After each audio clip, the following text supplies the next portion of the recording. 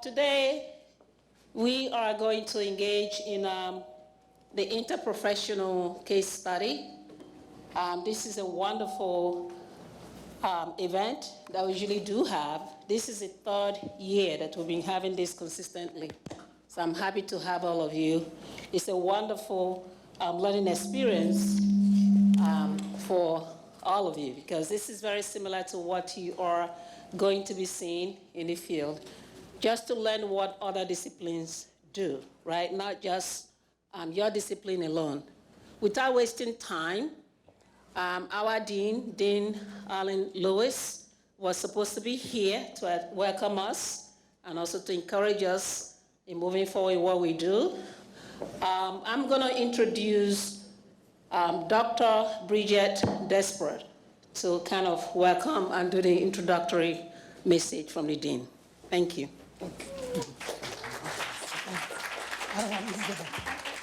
Hi, can everyone hear me? Yes. Yep. So good afternoon. My name is Dr. Bridget Desport. I'm the Associate Dean for Strategic Initiatives. And so good afternoon and welcome. How's everybody doing today? So welcome students from the SOHP or the SOHIP School of Health Professions. So those cohorts are midwifery, diagnostic medical imaging, physician assistant, physical therapy, occupational therapy, and health informatics.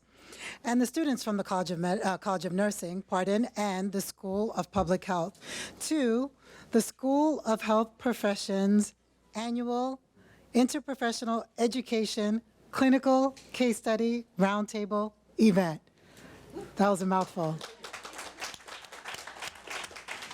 So students, you are in for a real learning experience today. So this is, I believe, our 5th or possibly 6th year hosting this event.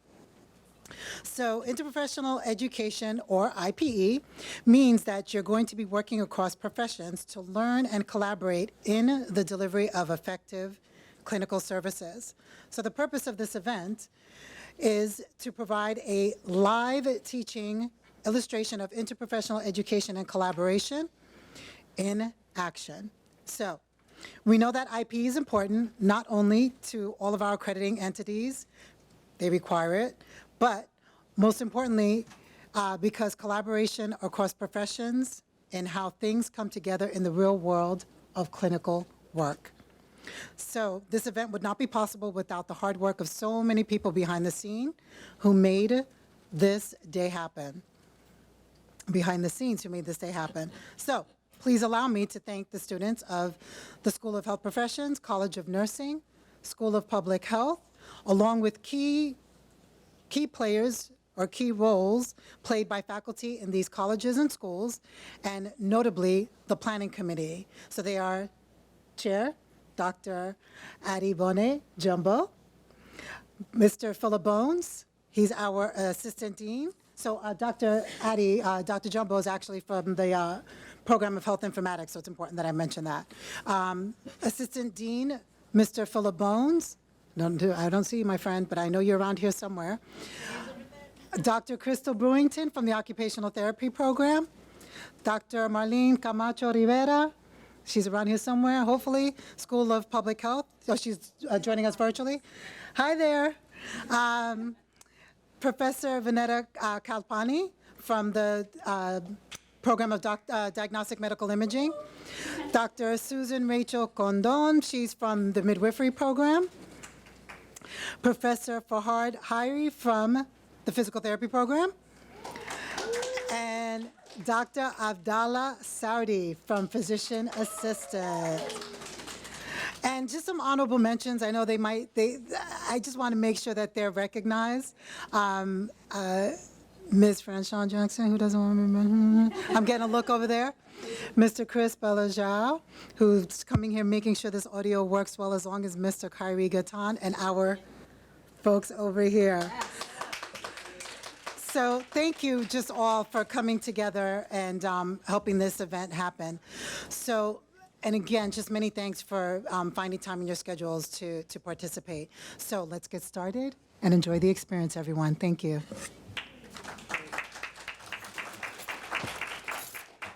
All right, thank you.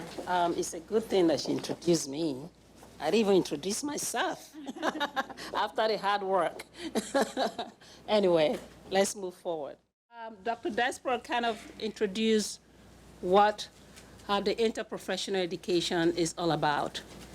This is just to give you some sort of a formal definition of what interprofessional education is. According to the definition, interprofessional education occurs when students from two or more professions learn about, from, and with each other to enable collaboration and improve health outcomes. Now, other terms that is also used for interprofessional, you may also hear interdisciplinary, you might hear multidisciplinary, and intercollaborative practice, okay? And what is it? It is focus on patient-centered care that is critical to keeping patient healthy, partnership with patient at center, shared decision-making, respect. Everyone brings their own knowledge to the table, just like we are here today on our various tables. What other disciplines would be involved in our case, right? Which has been mentioned, from health informatics all the way to nursing and public health. So without wasting time, I'm going to introduce again Dr. Susan Rachel Cordon to introduce us to the case that we'll be looking into today. Thank you. Thank you. Oh, good afternoon, everyone. Can you hear me okay? Yeah, okay, excellent.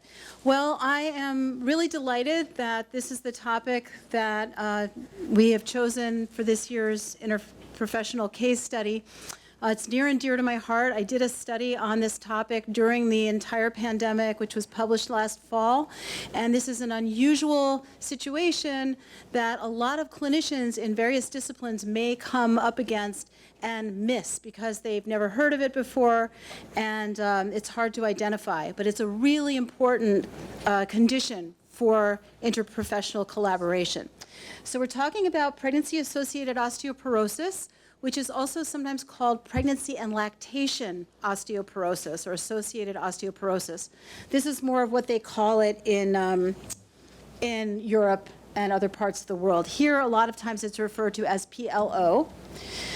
So in our case, we have Ms. Jones, who is a 30-year-old biracial G1P1, which means that she's been pregnant once and had one baby. And she comes to the ED at Downstate complaining of severe back pain.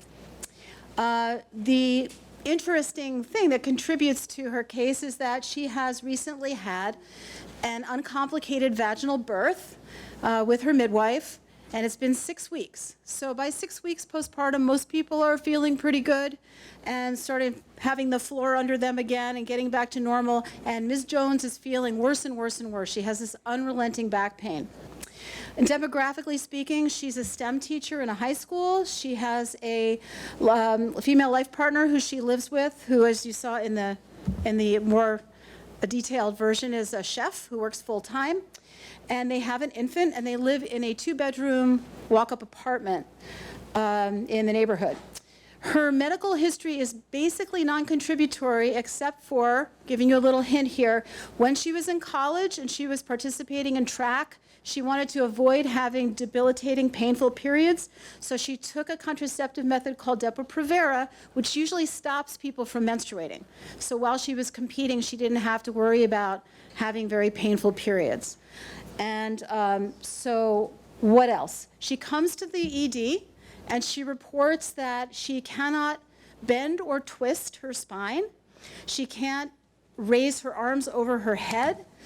She can't lift her infant without pain. So at this point, a 6-week-old is probably, maybe 10 to 12 pounds.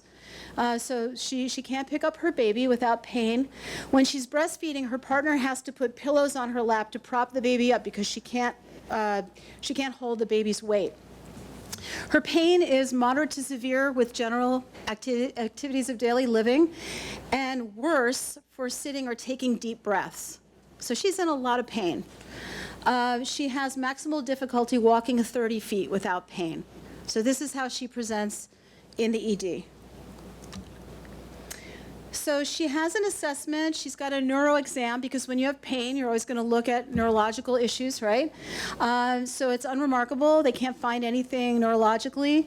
But they do notice that before she was pregnant, she has lost 2 centimeters in height, which is kind of interesting. She has an MRI which shows vertebral fractures in the thoracolumbar area and some disruption of the epiphyseal plates in the lower thoracic spine. She has no signs of neoplasm anywhere near the spinal cord or compression of the spinal cord, so that can't explain her pain, but she has these fractures now. They also did a DEXA scan to look at her bone mineral density, and according to the World Health Organization definition of osteoporosis, she does have osteoporosis. So it's fairly unusual to see a 30-year-old woman of color who's otherwise healthy with osteoporosis, right? Pretty rare. All right, her labs are close to normal. She has mildly elevated calcium levels, alkaline phosphatase, and parathyroid hormone. Her phosphate excretion in the urine is slightly reduced, and she doesn't have any evidence of malabsorption syndrome. So she is finally, with endocrinology's help, diagnosed with pregnancy-associated osteoporosis that's complicated by multiple vertebral compression fractures. So, the discharge plan. So she's leaving the ED. Where is she going to go? She really needs a lot of help and support. So the recommendation by the endocrinologist is to wean immediately because high prolactin levels associated with breastfeeding or necessary for breastfeeding are going to keep her estrogen levels low. And the low estrogen level is going to contribute to ongoing bone density issues, right? She's provided with a back brace to give her comfort and support, and she is referred to and admitted to a rehab facility, which is where all you fine people come in, because you're going to have work to do with her in the rehab facility. A couple other things before you go off in your groups and start talking about Ms. Jones. A couple of important things. I want to point out that it is normal for some bone resorption to happen late in pregnancy and during lactation, especially in the first few weeks when most people are not using supplemental feeding of non-human milk or giving solid food. So the baby is relying exclusively on breastfeeding for nutrition. So this happens because the bones are sort of this repository of calcium, if you will, and there are mechanisms, the physiologic mechanisms to release calcium into the blood so that it can be available for the development of the fetal skeleton in the last trimester of pregnancy and also to provide calcium for breast milk. So it is normal for that to happen, and it usually resolves after weaning. And breastfeeding does not make it more likely that people will have osteoporosis later in life. Just want to point that out. Also, this condition is not really well understood. There is no standard for diagnosis or standard for treatment, and not a lot of published cases. So we're kind of got to be creative here and work on how to help this person. And the last thing I want to say that's really important and that we found when we did our study is that it's very common for people's complaints or concerns to be dismissed. And people who mean well but only have 10 minutes to spend with a patient in a busy clinic might easily say, you know what, maybe when you're breastfeeding the baby, you're not sitting up straight, or, you know, maybe it's normal to have back pain after you've had a baby and you should go see a chiropractor. And it's very, you know, unlikely that most of us are going to think, we should do some imaging because she could have multiple fractures. But if somebody is telling you that they basically cannot function in their life, that should trigger something in your mind about looking further into it. So you want to really remember to take people seriously when they tell you that they're in debilitating pain. All right? And I think I'm going to pass it along to medical informatics. Thank you. All right.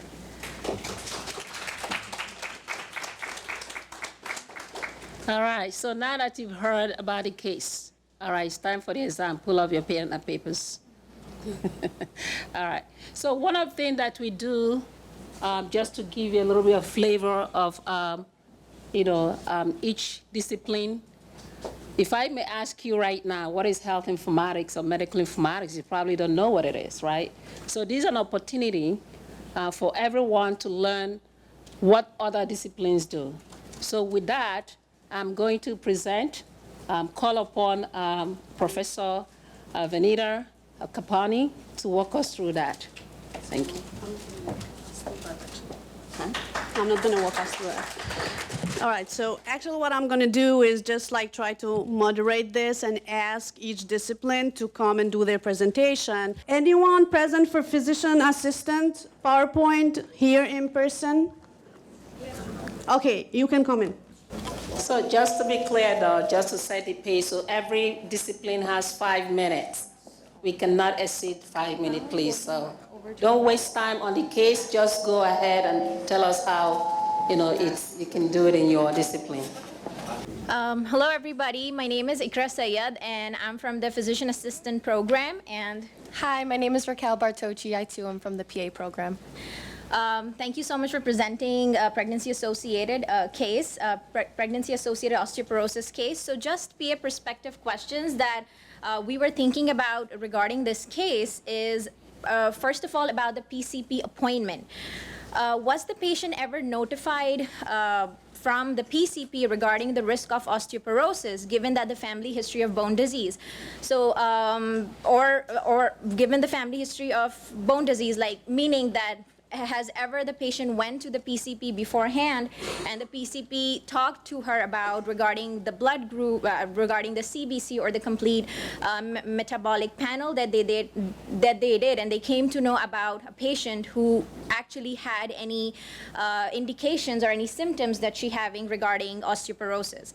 Next was the patient ever screened for osteoporosis before her risk factor? It also came up with the first thing that right before pregnancy, was the patient ever screened regarding pregnancy, regarding the bone disease? Patient's history, we also want to know from the case-based study that what was the diet of the patient? Was the patient on a normal diet, which was lacking essential nutrients, or was the patient vegan, or was she having any sort of eating disorders?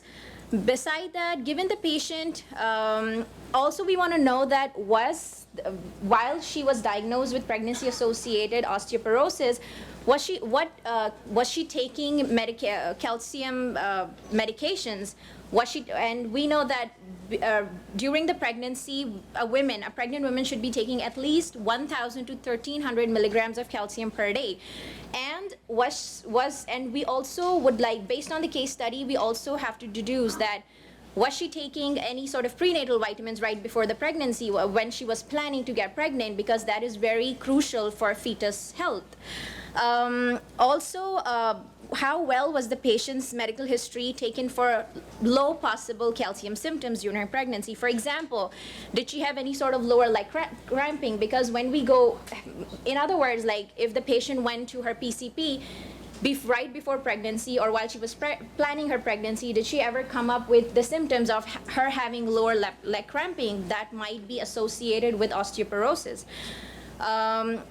And also we wanted to know what was her medication history, because in the lab-based study, there was no medication being mentioned. There's no prenatal vitamins that were being mentioned in the case study. Raquel, you want to add something to it? Yes, from our own individual research, we see that PAO can be missed. It is very rare. So there are a bunch of different factors when our patient post-giving birth that we want to ask her questions. In terms of her mother having the postmenopausal osteopenia, that could be an indicator to us. Could this patient possibly have some kind of bone density disorder? These are questions that we should have asked prior to her having her baby, prior to her being pregnant. Also, there can be sometimes a problem with taking that patient's height prior to the pregnancy. In terms of celiac disease, that's a malabsorptive disorder.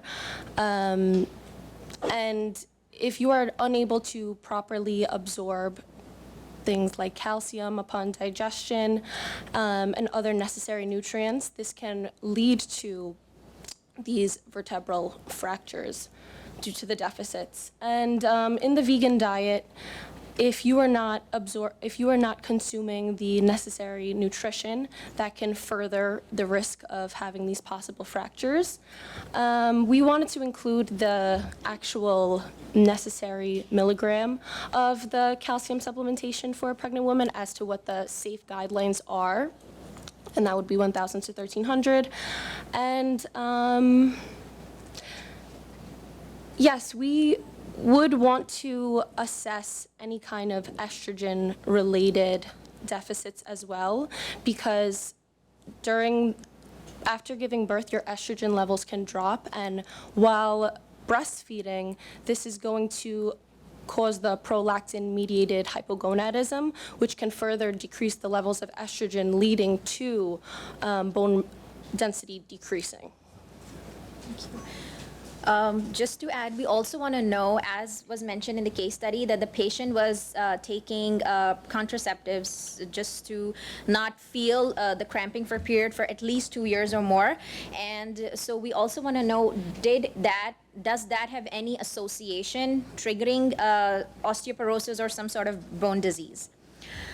Blood work is very essential, as it was mentioned that in the blood group, the values for calcium, alkaline phosphatase, and parathyroid hormone was elevated. It was, but in order to deduce something, we really want to know the exact value, that how mildly elevated the values are, in order to find out the intensity of the condition. Yep.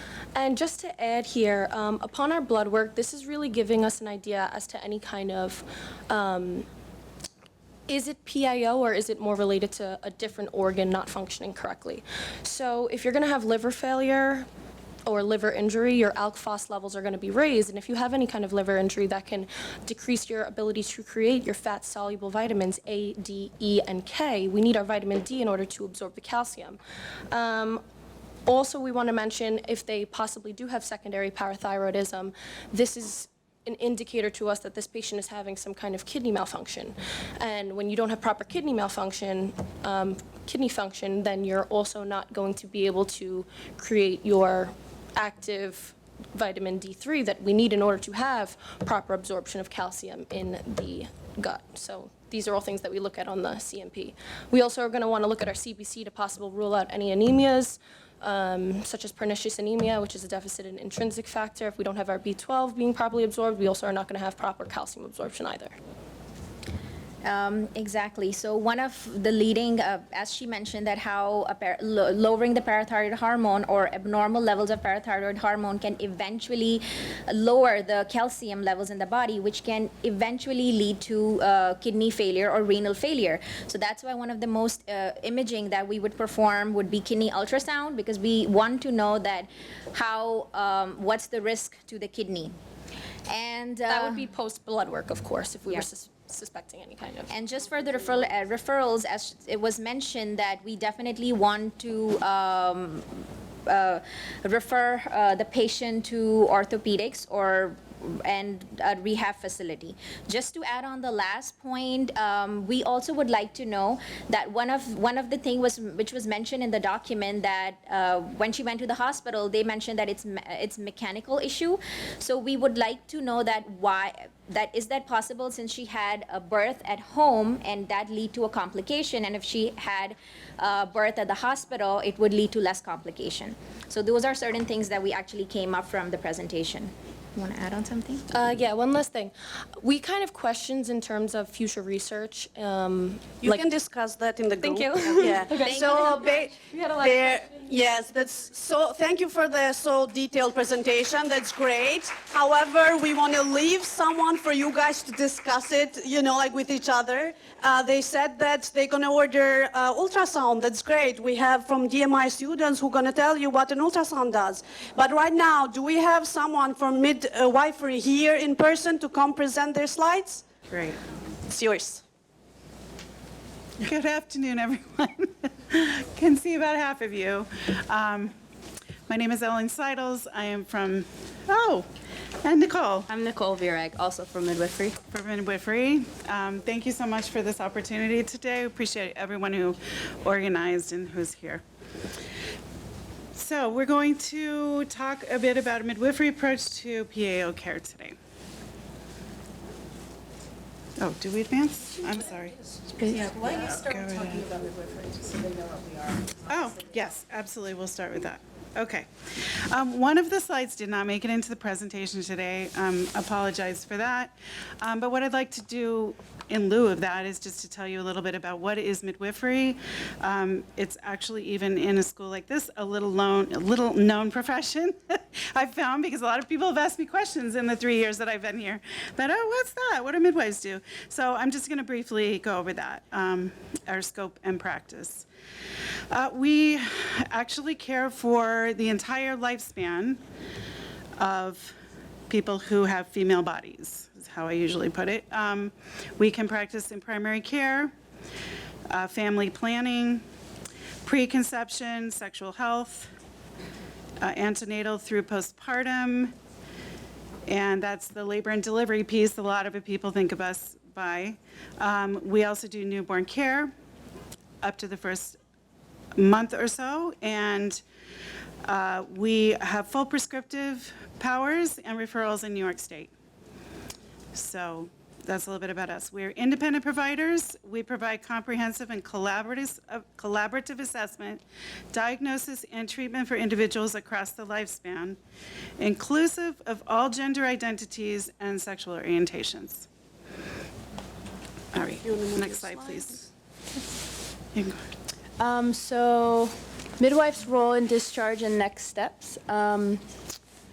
Summary of the normal schedule of midwifery model postpartum visits. So talk to them about when they should be coming back. Usually this is between 4 to 6 weeks for their first postpartum visit, if there's no request from the patient otherwise.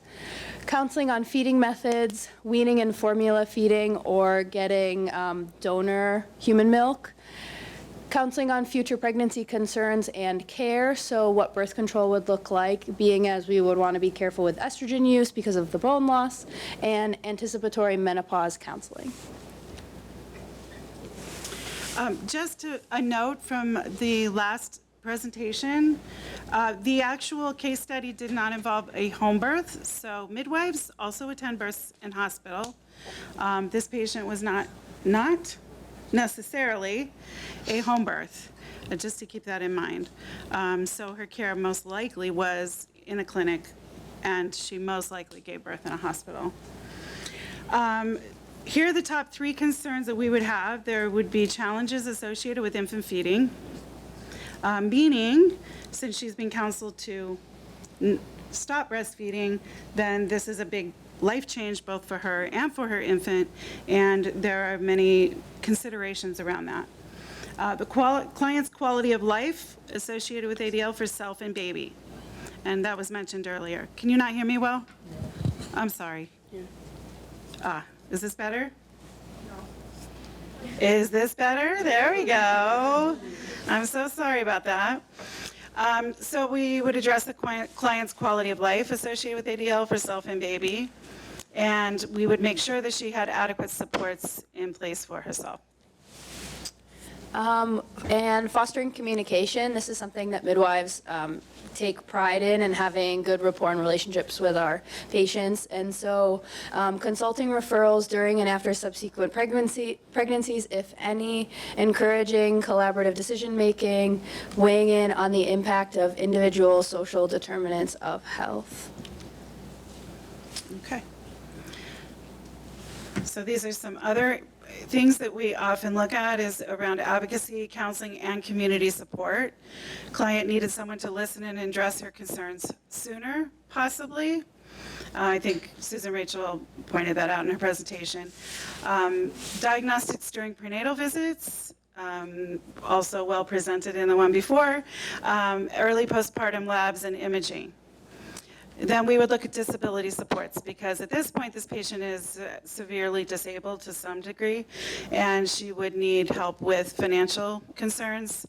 So these are some community supports we should try to find for her, help her find SNAP, WIC, disability insurance documents, etc. She would need physical support, care coordination with PT, OT, home nursing care. Pardon me? Oh, okay. Mental health services is needed, periodic assessment for long-term disability, and weaning support as well. And those available for weaning support are among lactation consultants, either by IBCLC or CLC, Certified Lactation Counseling, or International Board Certified Lactation Counseling, and pediatrician for newborn feeding, weight, and check follow-up.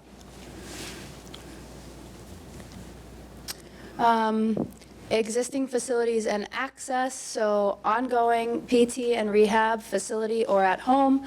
How is she going to get there? Referrals for public health services, referrals for mental and social health services, referrals for lactation services. And other points of discussion: nutrition, vitamin and supplement use in pregnancy, calcium supplement separately, vitamin D and K1, race, gender, and being heard versus being dismissed by providers. I have one more thing to add, but that's fine. All right, so thank you so much. We're gonna have a very quick presentation from DMI, short slides, just what ultrasound is and what we do, and then we're gonna leave the rest for the discussion in person. After that, we're gonna take 5 minutes break. So just 2 minutes, short presentation from DMI, and then a break, okay? Hi everyone, my name is Roberto, this is Naomi. We're presenting here what sonography is. Okay, so what is it? It is basically an imaging modality. It uses high frequency sound waves, and we create a live 2D image of the organs in the body. We use ultrasound to determine characteristics of structures that include their size. Sorry, is this better? Yeah. Okay, good. Size, shape, position, and also we assess their blood flow. Okay, so basically, we have an ultrasound transducer, otherwise known as an ultrasound probe, that transmits a high-frequency sound wave, and it goes through ultrasound gel and skin into the soft tissue. As the sound travels through the tissues, some of the sound is reflected back to the transducer. We call those echoes. The echoes travel back to the transducer, and then that creates the image that we see. So basically, whenever I've heard people talk about ultrasound who are not from ultrasound, they say, oh, scanning babies. Yes, but also no, because we scan so much more than just babies. So even though it's like associated with pregnancy, like basically every part of the body can be scanned. So for example, you could scan abdominal organs like the gallbladder, liver, pancreas, and spleen. You can also scan abdominal vasculature, extremity vasculature, basically all vasculature, veins, arteries. We can also image kidneys, bladder, prostate, GYN such as ovaries, uterus, fetus, and placenta. And then we can also scan the heart, so that's pretty big in ultrasound. And also more superficial structures such as the thyroid, testicles, breasts. We can also scan musculoskeletal, neonate heads, and eyes. So basically, if you can think of a body part, we can scan it. Okay, so to give you guys an idea of how exactly ultrasound can look like and what pathologies can look like, our first image here is going to be a kidney. This is a normal kidney. We can see many characteristics, including its size, its shape, its position, and its sonographic features. We call that like echo texture. This next picture here, you're going to notice that the kidney is a lot smaller. This is a kidney going through CKD, which is chronic kidney disease. As you can see, this kidney is way smaller than the normal kidney I just presented. This next one is a kidney with hydronephrosis. It's blown up because of the backup of urine. This is an example of nephrolithiasis, which is otherwise known as a kidney stone. In ultrasound, dense structures absorb more sound. This is the structure we're looking at. And as sound, and as a result, So this is a dense structure, and so it absorbs more sound waves, and sound can't travel through it. So because of this, we have what we call shadowing behind this kidney stone.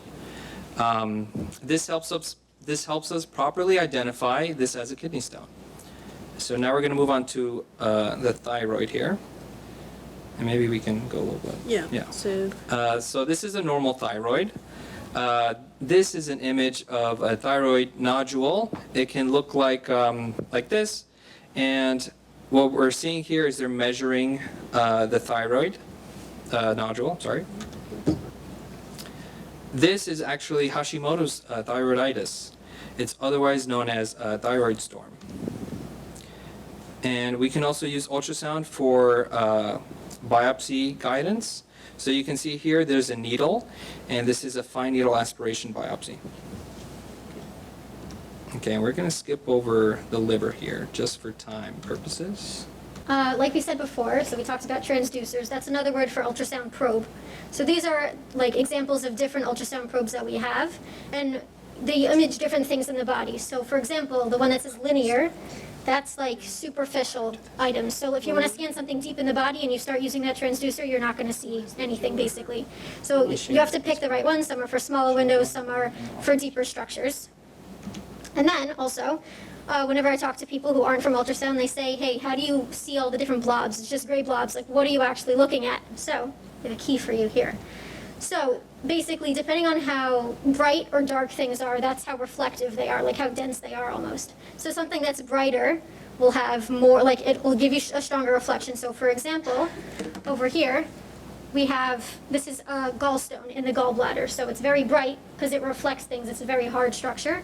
And over here, this is the heart and this is the pericardium. So it's also going to reflect strongly. Versus something that's darker, like blood or a cyst, you'd see it as darker because it's fluid. So over here, this is the common carotid artery with blood inside. It's not reflecting because it's fluid. Same thing over here. This is an ovary with an ovarian cyst. It's not reflecting because it's a fluid. So like I said before, we can also see like color flow. We can see like blood flow. So normally on like an image for like in a textbook, you'll see red and blue blood. So normally that red would be oxygenated and blue would be deoxygenated, but that is not what it is on ultrasound at all. So over here, these are both different examples of vasculature in the liver. Both of these have deoxygenated blood. This is the portal vein, and these are the hepatic veins. So they both have deoxygenated blood, but one's red, one's blue. How come? So because basically use this key. So this like item over here, this like image is on the side of each ultrasound image, and you can see over here, this is red means up and blue means down. That's what it means. You can flip the colors if you want for different like radiologists, what they prefer, but that's basically what it is. So over here, you can tell that this blood flow is going up because it's red, and this blood flow is going down because it's blue. So that's how we tell that. All right, so that's it. Thank you very much. So we're going to take fives, get this 5 minutes to get to know each other. Please don't leave. Get to know each other because you're going to work together. We're going to give you time later to work this out together, okay? So we're back. We're back now. Sorry, guys, 5 minutes. I know it's 5 minutes, but we're kind of a little behind time. So let's continue. Okay, David is going to talk about medical health informatics. 5 minutes, David. Yeah, hopefully I could get around that time. Yeah. So the study of health or medical informatics, it's the study of how information and technology can improve medical care, which is known as medical informatics. So EHRs, telemedicine, and things called CDSS, or clinical decision support systems, are some examples of these types of systems. The analysis and comprehension of medical data are made possible by big data, machine learning, and natural language processing. Oh, what?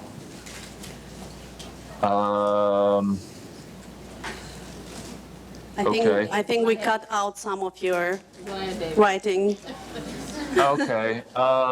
So patients with PAO may gather something from. Yeah, just continue.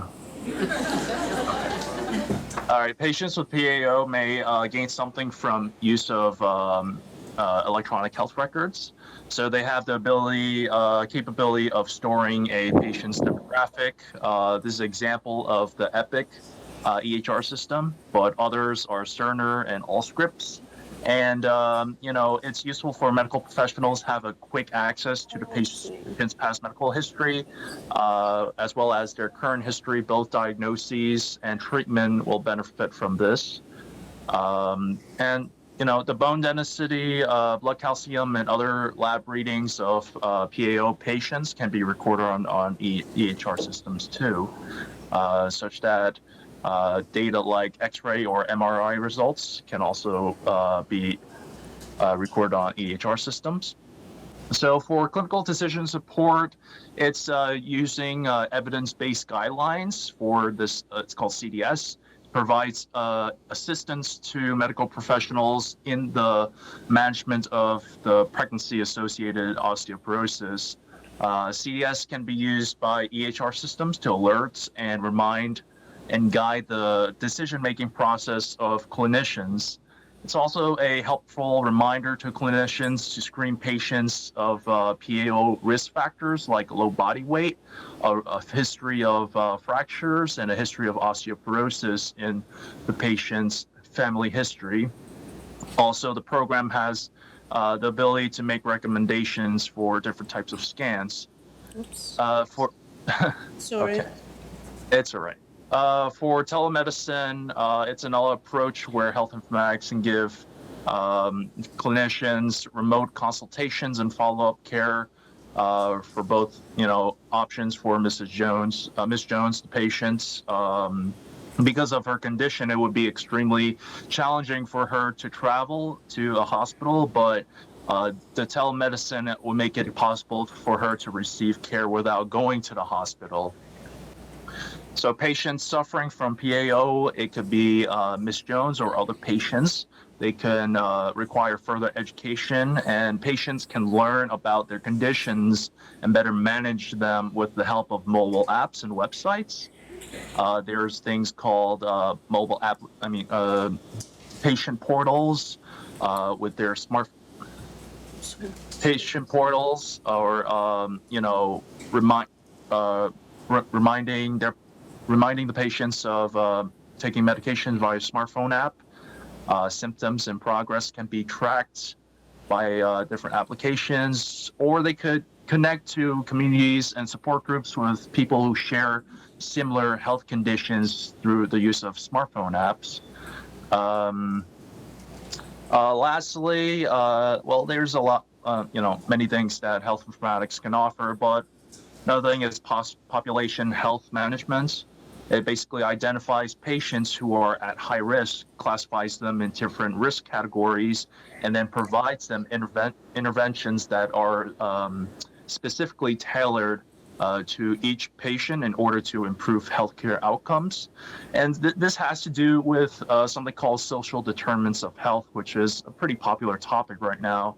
Using factors such as age, gender, and other demographics, the PHM technologies are able to identify PAO patients who are at risk. So in conclusion, the management of pregnancy-associated osteoporosis and other complex illnesses is made easier with the help of health informatics used by clinicians. So to get an overview, there was electronic health records, which are able to manage patient health information, whereas clinical decision supports, also known as CDS, is able to provide PAO care guidelines based on evidence-based research. Telemedicine allows patients to avoid unnecessary travel while still receiving the care they need by providing consultations and follow-up care remotely. Patients can gain access to information through mobile apps and websites and self-management tools that can assist patients controlling their symptoms and improving their quality of life. And last but not least, the population health management can identify patients with PAO, classify their risks, and provide targeted interventions to improve health outcomes. Thank you, David. Thank you. All right, so we have someone from nursing here online. Can you unmute yourself, please? Hi, everyone. My name is Barbara Messina, and I'm from the College of Nursing, and thank you so much for coming to this wonderful conference. So my slide is just very brief, and I will just go over the role and scope of practice of the registered professional nurse, and then what's the role and scope of practice of the advanced practice nurse. So the registered professional nurse, you can come out with, you can either go to a diploma school, which is really not around too much anymore, an associate degree or a baccalaureate degree. And the American Association of College of Nurses, which is our accrediting body, has now said that they want all nurses to have a baccalaureate degree, and hence we have a wonderful program here at SUNY Downstate. So what can the RN do, the registered professional nurse? We can perform health assessments. We help diagnose and treat patients' unique responses to diagnosed health problems. We do not diagnose the health problem. What we do is we diagnose the patient's unique response to the health problem. We teach and educate patients and their families and their significant others. We work and execute medical regimes that are prescribed by licensed physicians, dentists, physician's assistants, podiatrists, etc., midwives. And we contribute as members of the interprofessional healthcare teams and health-related committees to plan and implement care.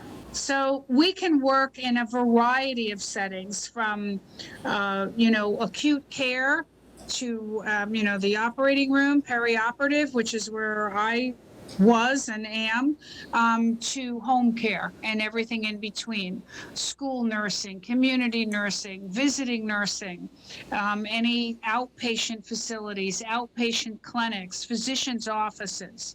But remember, how I like to describe the registered professional nurse, we're data gatherers. We're sort of like the air traffic controllers, and then we feed it up to midline level providers and physicians. So what we do is we recognize and refer.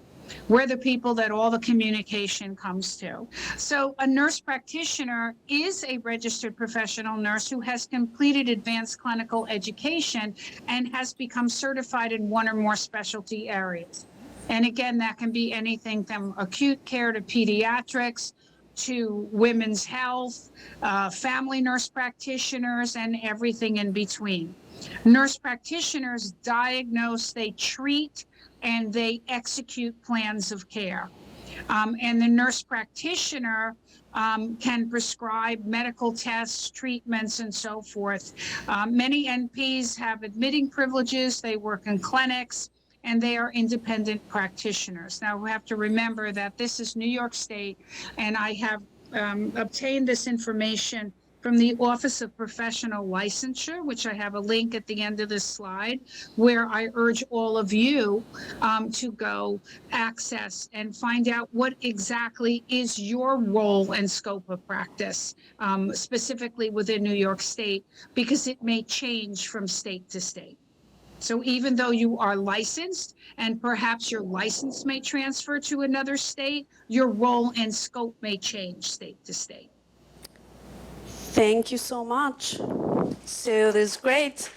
We have our last online presentation, and then we have 2 more in person, and then we'll go to the breakout room. Okay, so we have public health. Well, thank you so much for inviting public health to the party. And so I will talk a little bit about public health considerations in health interprofessional education more broadly, and then some specific public health considerations for this case.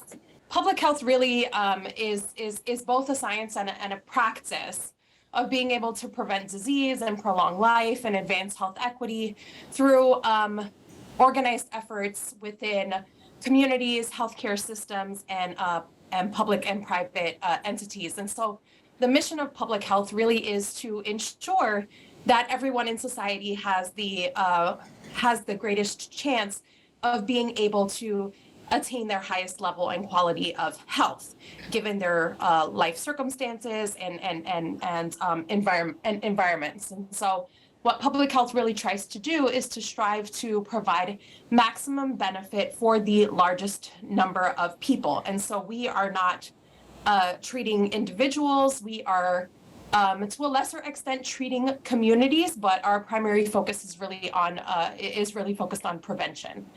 And so when you're thinking about sort of the 10 essential public health services, which anyone in public health is familiar with, one of the main aspects is to be able to monitor health through population health surveillance.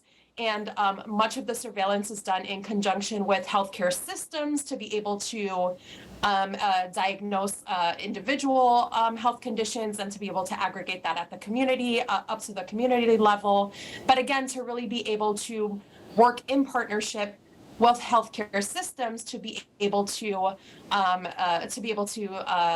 educate and empower individuals and communities, and to be able to help promote, to be able to empower patients and educate patients and communities through mobilizing public, community, private partnerships, and to being able to enact and enforce laws and policies that are really going to be able to support health.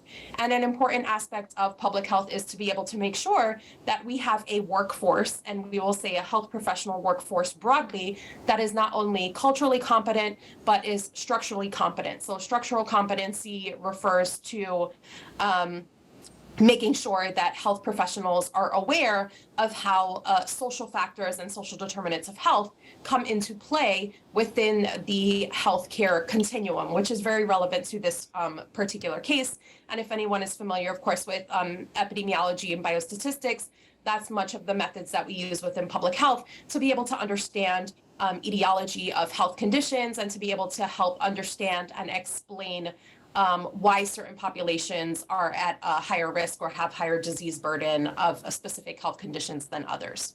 And so what I really want to emphasize is that public health and healthcare are complementary to each other, and that both are needed in order to be able to provide optimal health at the individual level, but also at the community level. And so whereas most of the other disciplines have been talking about the individual patient focus and needs, what public health strives to do is to really look at the individual as a whole and recognize that patients are more than just their specific health conditions. They are come with lived experiences, and their own individual health is influenced by the health of family members, the environmental conditions that they live in, and then also ultimately is impacted by the social and environmental conditions within their communities. And so really to see both public health and all healthcare professionals as being needed to be able to provide, to be able to help individuals optimize their, optimally manage their own health and live their healthiest lives. So just to sort of put into broader context where this all fits in, we've heard, you know, within the history of present illness, certain individual factors from Ms. Jones that impacted her health, and so we know that she was breastfeeding. We know that there was an uncomplicated that she had an uncomplicated pregnancy, and so all of these things could be considered within the context of sort of her own. And we also got her history of medication and any other types of pre-existing chronic health conditions, and so we understand that those are related to genes and biology, and to a certain extent there were also some health behaviors that came into play with respect to her history of either contraception use or, in this case, her breastfeeding practices. But we also know that there are going to be social characteristics and health services or medical care that are going to influence her overall well-being, as well as her prognosis sort of long term. So we know that she had an uncomplicated vaginal birth, that then her symptoms worsened over the next few weeks, that she was breastfeeding, but that because of the pain that she was experiencing due to PAO, that there was that this was severely impacting her activities of daily living. And so what was discussed within the discharge plan was for Ms. Jones to be able to wean immediately, to be provided with a back brace. She was referred to rehabilitation, to a rehabilitation facility. And many of the things that a public health lens or perspective are going to bring in are what David was referring to in medical informatics around social determinants of health. And social determinants of health are referred to as the environmental conditions or social conditions where people live, where work, where that impact their health and well-being. And so if we go to the next slide, we'll see where some of these social determinants of health from a public health perspective are really going to come into play. Much of the public health lens comes through screening for social determinants of health within medical visits. And the PROPAR, which is a national tool that really helps providers to understand and collect data that's on social determinants of health that are better needed to be able to help to enact their patient care.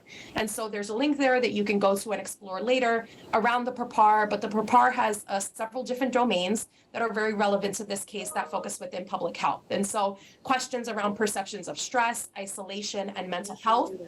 And so screening for postpartum anxiety or depression would be incredibly important to be able to connect her to any types of mental health resources, as well as inquiring about her social support needs for, in order to be able to improve or offset her activities of daily living. Some other social determinants of health that are specific to the recommendation would be to focus on questions around financial hardship and food insecurity. And so Ms. Jones was recommended to wean immediately from breastfeeding.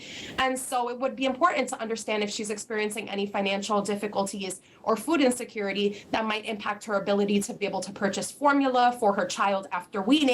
And so this screening tool would be helpful to link Ms. Jones to public services like the Special Supplemental Nutrition Program for Women, Infants, and Children, or WIC. I'm sure you'll come up with some other public health considerations in the breakout session. Thanks. Thank you. All right, so we have, Marlene, you answered so many questions. Physical therapy. So we have someone here from physical therapy? Great. Hi everyone, we're from physical therapy. My name is Duran Kassaj. I'm Chastity Duran. I'm Samir Morrison. Regina, hi. And Charles Myers. Thank you. And we'll be talking a little bit about physical therapy's role in this case study. So this we already went over basically beforehand. So one of the main things that we want to do with the patient is make sure that when he discharges, he's able to functionally be able to move around his house and get about, or her rather get about. So one thing that we were talking about is body mechanics for functional mobility. This plays out in terms of educational log rolling technique, which is demonstrated in the picture to the right, and proper DME used during ambulation and stand negotiation, which will allow the patient to work around current impairments to be able to build confidence, completing tasks and functioning independently. Along with that, I implemented interdisciplinary aspect to this as well. As PTs, we always want to be timing your treatment session with pain and anti-inflammatory medication, which allows you to get the most out of the session and associates the session with positive progress instead of having to focus on pain instead. And at the bottom, we just put the barrier to discharge, which this correlates to. So very quick, PTs are very involved in pain and educating the patient about pain. So we just basically broke down every activity of daily living that she's going to want to do. She's going to have a lot of pain in, so we want to just re-educate her and re-educate her partner. So sitting to stand, we want to re-educate her how to do that correctly, even techniques with weaning. We have here wrap that could help her. We also have modalities that we could use, like a TENS machine, and just educating her on precautions with twisting, walking, that sort of thing. And finally, we would do some exercises. So a lot of people don't realize that with exercise, we could do breathing within it to help her, because that was causing her a lot of pain. And barriers to discharge is there. So then we wanted to talk about balance and stability and postural exercises that she could do to increase her core stability and her spinal stabilization, since she's having the compression fractures and all of that stuff. So our goal would be to integrate the stabilizing exercises into her ADLs so that it makes it easier for her to complete those ADLs in a safe position. And we would want to do some exercises like abdominal drawing and posterior pelvic tilts. And then we could incorporate strengthening while her spine is still stabilized. So like if she's in supine, we can do some TheraBand work on her hips and her lower extremities to increase her strength. And then we also wanted to incorporate like home adjustments to help her with her ADLs. So maybe make sure that, like, since she has a newborn baby and everything, she might have things around the floor, and she has an infant already, like a 2-year-old or something. So you want to make sure that her path is clear, and all of her things that she's going to need for her baby, maybe her wipes, her diapers, all of that stuff, that it's at arm's length, so that she doesn't have to extend too much and cause more compression to her spine. And then maybe a shower chair or things like that, which OT probably will go into more, but just to make sure that she's safe throughout all of her daily activities. Yes, so the patient would have decreased ability to weight bear. We want to assess for her issues in sitting, her walking balance, her ability to lift, and then also how she ambulates and walks. So for treatment, when we give her therapeutic activity and exercise, we want to make sure there's no bending, lifting, or twisting, no heavy lifting because that will cause further stress on the fracture, cause further damage, no intense balance activities because we want to make sure that she doesn't fall or anything, and make sure she has fall precautions in place. For treatment, specific exercises, we're going to do lumbar extension to prevent compression on the spine. We want to do ambulation training with an assistive device like a cane or a walker, just to help her get around and help decrease pain during walking. We also want to get back brace education, tell her when to use the back brace and how to use it. And also we want to educate the patient and caregiver on ways to just help her with her daily activities and make it less painful for her. And so one of the largest factors that's going to really kind of be a barrier to discharge is fragility fractures. So because of the fracture, she's going to be really afraid to kind of put load on her spine. So she's going to decrease the movement. And this also comes from kind of like, you can imagine if because of the fragility fractures, even from sneezing, that could actually make the fracture worse. Hugging, falling from standing height, this puts her at risk at making the rehab process a lot more complicated and having a whole lot more pain. So for interventions, we're going to try to put some fall preventative measures in, improve movement, mobility. We want her to weight bear on exercise to promote the bones from kind of getting even worse, and to strengthen the muscles and to make sure that she has good body mechanics when she's moving at all times. The baby is not getting any smaller, so we have to kind of get her stronger in a functional way so that she can live her best life. Nice. That's it. Thank you so much. All right, we have the last presentation. Guys, I just want to say this, that you've done all an amazing job. We have OT now, and I'm so sorry for those who I had to cut them a little short. Nevertheless, you've done a great job, everyone. So OT, the last presentation, it's you. Great.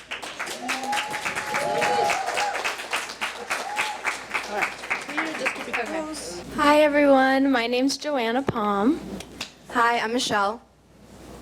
And I'm Victoria. We're all second-year occupational therapy students. Okay, so we're going to be talking about how OT is related to this case study. First, I'm just going to explain what OT is. We know a lot of people don't know what it is. Some of our professors also don't know what it is, so we're going to explain that. OT is a holistic form of therapy that looks beyond clinical diagnosis. Sorry, I didn't mean OT professors, I meant the other ones. Okay, we prioritize patients' unique values, clinical factors, cultures, and environments, and incorporate each of them into treatment. We pride ourselves on client-centered treatment, which we believe is essential to treatment adherence, maintaining patient motivation, and reduced readmission rates. We know OT sometimes sounds too good to be true, but we promise there's strong research to back up the efficacy of our practice. So we do follow an occupational therapy practice framework, the OTPF4, and it highlights 5 main intervention approaches, which are create, promote, establish, restore, maintain, modify, and prevent. And as some of you may be aware, a lot of our treatment intervention focuses on activities of daily living, and some common examples of this are things such that you have to do every day, such as bathing, toileting, dressing, and feeding.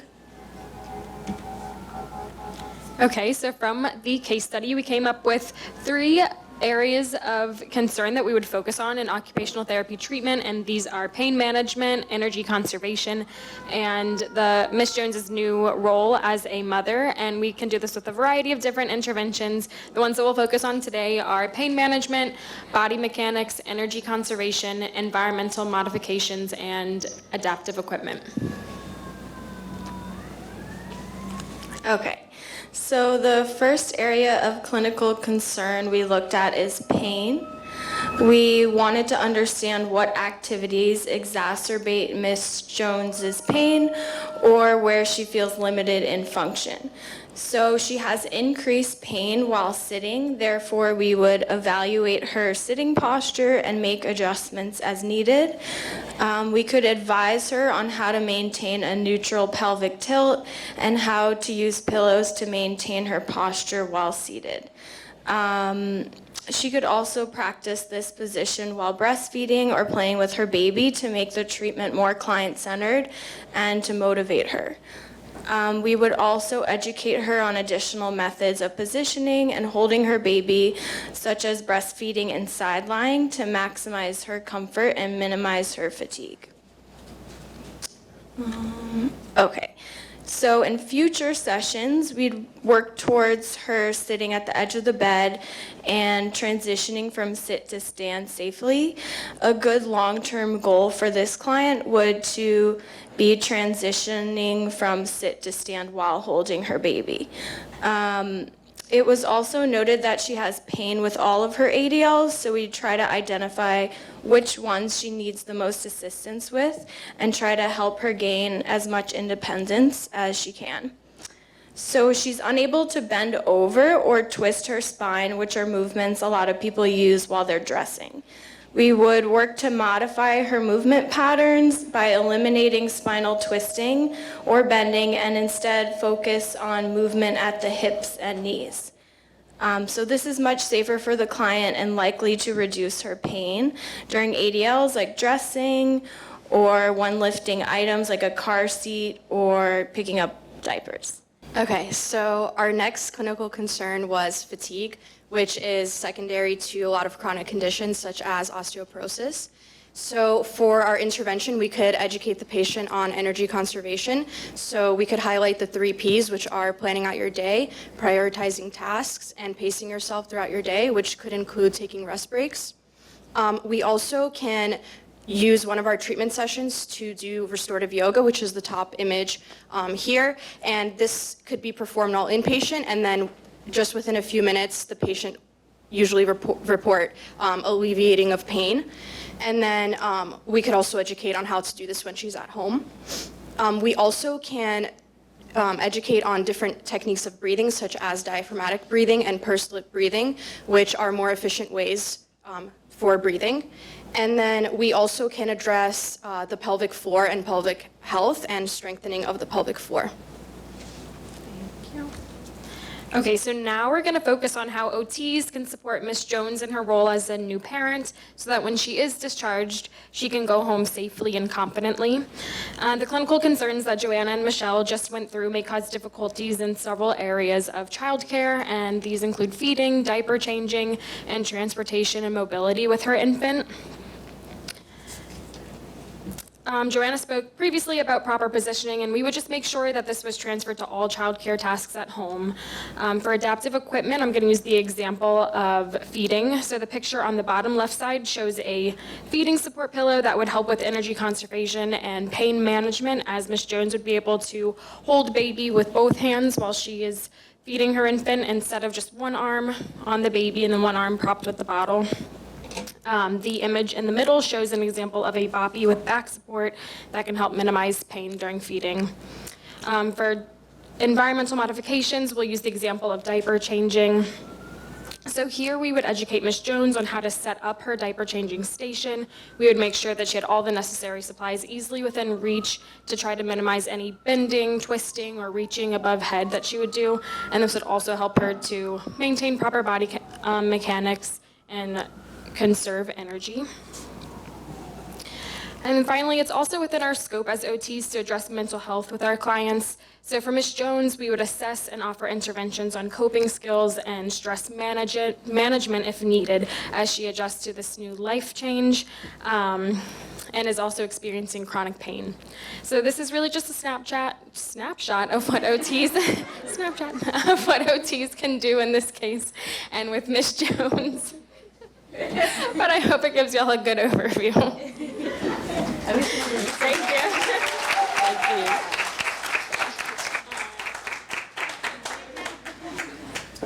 you. All right, thank you. See what technology can do to all of us? This is a deal, right? So we're going to have the breakout section now. So one of the things that we need to do, right, is to choose a timekeeper on your deck so that you're checking the time. We only have about 10 to 15 minutes to do this quickly. And also, you're going to pick a reporter, someone that is going to get up, right, and tell us exactly what you discussed based on the case. Okay, so begin to do that right now. Identify who is going to be the reporter. We also have someone that will help us with the Zoom folks so that you can sort of mute the computer so that the participants online can hear you. Okay, so let's do that quickly. We're going to bring up the table talk questions. All right, so this is a day for those of you on the line. If you do not know your group because it was pre-assigned, just put in the chat, and Franchan is going to help us to direct you to the group that you belong to. Thank you very much. Thank you. All right, thank you. So let's go back to the questions. All right, so this is a table talk questions based on what you've already discussed among yourselves. Okay, so this is time that you can discuss interdisciplinary. We have OT, we have health informatics, we have all the discipline on the desk. So and the purpose of this is for you to go line by line answering the question. So who is our timekeeper? Franchan, you want to help us so that we can, Franchan, the time so that we all know.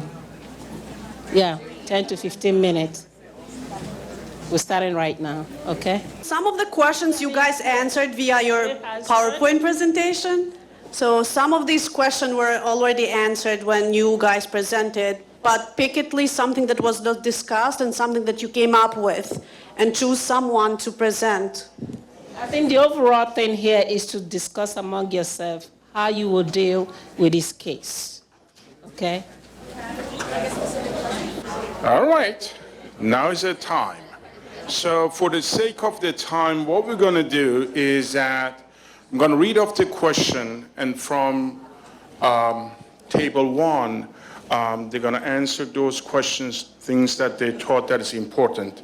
And hopefully that if anybody else has anything to add up, they could raise their hand. We just give them the space to mention about their point of view. So the first one is what would be each discipline role in discharge planning for this patient transition from in a hospital to home? So what do you guys think on group 1? I have to push it? Oh, okay. Can everyone hear me?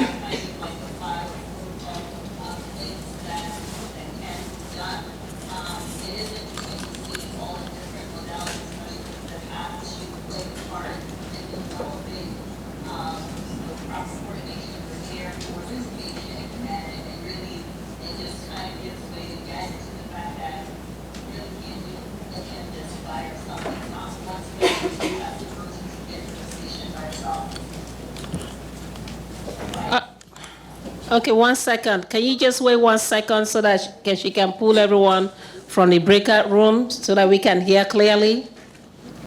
All right, for the sake of the time, which we have 10 minutes to talk about all of these problems, so we're going to spend about a couple of minutes on each questions. Hopefully that we could wrap it up.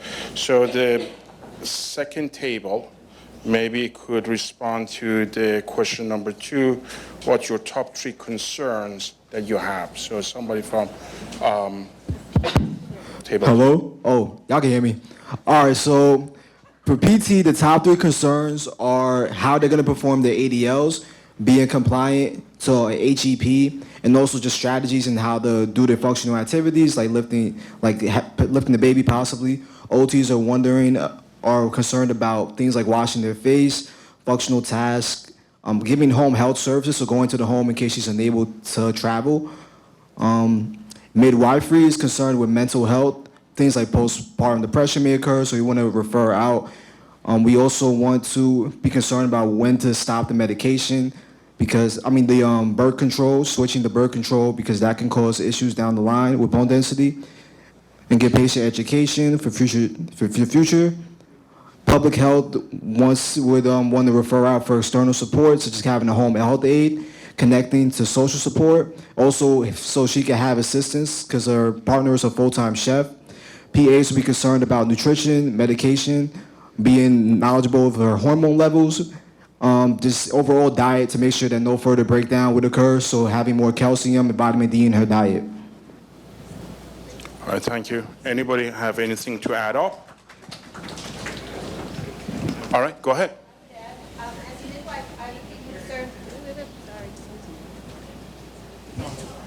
As a midwife, I would be concerned about the lactation of the baby. And if her partner is a woman, perhaps her partner can take over that. And that is something that she can get some help with from a Lailesh League or something. Thank you very much. So the third question is that how can each discipline foster communication with each other? So, table 3, maybe they could start with the suggestion for question number 3, please.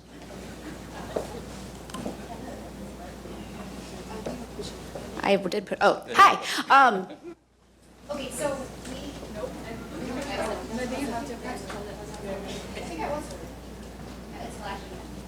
Can I steal a mic from someone? Thank you. Amazing.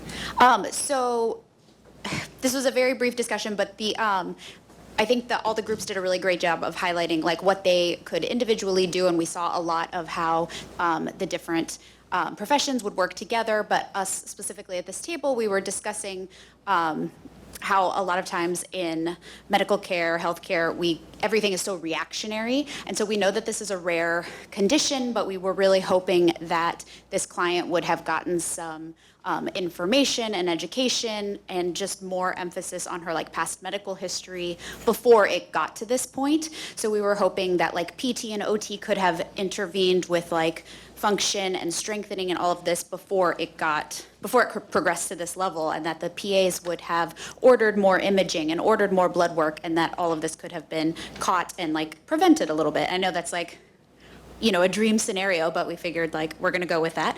And then just as a collective group, we're really concerned with how this might progress at this point with like further damage to the spinal cord and like disc herniations and things like that. So that is something that as a collective group, we really want to monitor and pay attention to all at once.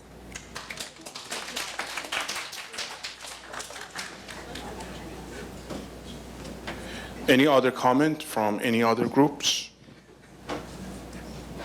All right, so let's look at the fourth question, table number 4. What advocacy is needed for this patient? Hi, I think that's question 5. We're at question 4. Right? No? Okay. It was like the greater community health, broader community health something. Yeah, could you put the questions up? So what question would you like to answer then? Question 4. Okay, yeah. What is the broader perspective on enhancing health in this community? All right, so let's go ahead. So we said for potentially some online support groups, so for new moms or postnatal, and also we were talking about preventative care, so for people who potentially want to be moms, just providing them with a lot of the resources and information we were talking about today, because they might not know of this information, like from every discipline when they mention about the calcium, the vitamins, and then also body mechanics. And we even talked about for a lot of new moms, they have lower back pain, but it's because of a weak abdominal core, because they're not engaging it. So just education on things like that. We also talked about with public health about the nutrition, and they might not have access to the formula, especially if it's expensive or if there's like not enough.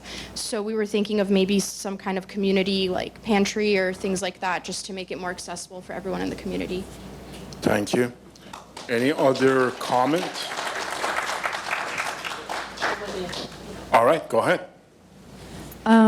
Okay, so we also wanted to talk about like community education on the risk profile for for using Depo-Provera as birth control, because its main side effect is bone density loss, and it's not well known even among people who use that birth control. And so doing some community awareness that there are other effective birth control options that don't have that as a risk profile.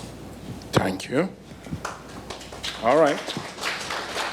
So we go to the 4th question that you guys have here, the 5th.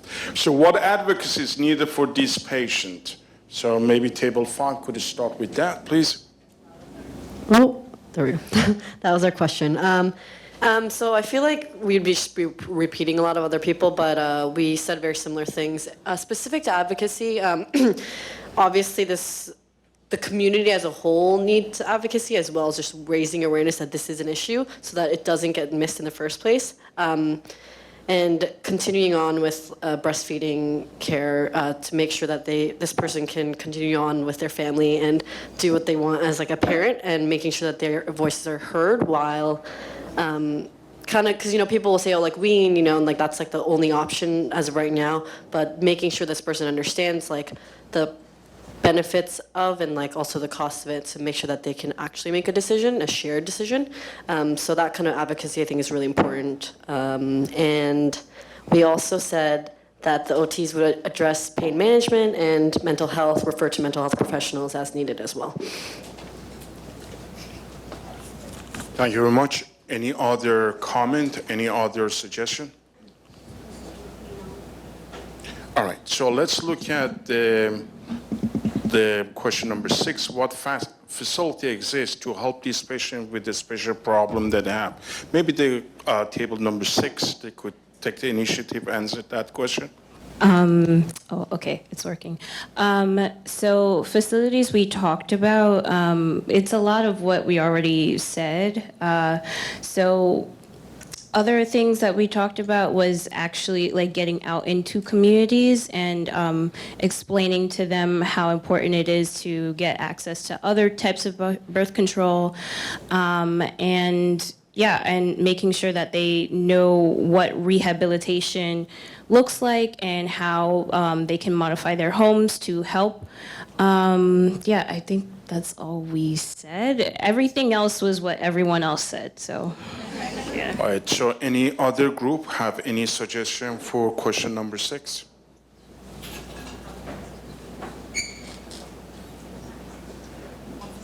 Any new items you guys discussed? Anything that we did not cover that? Go ahead.